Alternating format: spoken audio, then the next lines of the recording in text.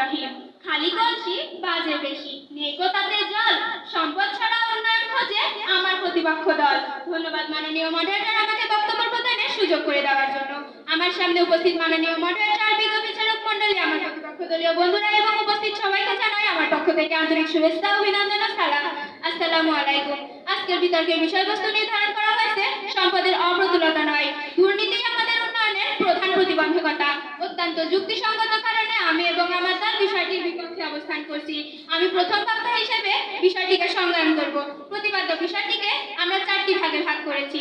1. সম্পদের অপ্রতুলতা, 2. দুর্নীতি, 3. উন্নয়ন ও 4. প্রধান প্রতিবন্ধকতা। সম্পদের অপ্রতুলতা বলতে বোঝায় মানুষের চাহিদা অসীম, কিন্তু সেই চাহিদা পূরণের জন্য যে সম্পদের প্রয়োজন তা সীমিত। দুর্নীতি বলতে বোঝায় ব্যক্তিগত লাভের জন্য পদ বা দায়িত্বের অপব্যবহার করা। উন্নয়ন বলতে বোঝায় কোনো ব্যক্তি, সমাজ বা দেশের জীবনযাত্রার মানের ইতিবাচক পরিবর্তন। প্রতিবন্ধকতা বলতে বোঝায় এমন কোনো বাধা বা সমস্যা যা কোনো কাজ সম্পন্ন করতে বাধা সৃষ্টি করে। মাননীয় মডারেটর, শুরুতে স্পষ্ট করে বলতে চাই, একটি দেশের মূল চালিকা শক্তি হলো তার সম্পদ।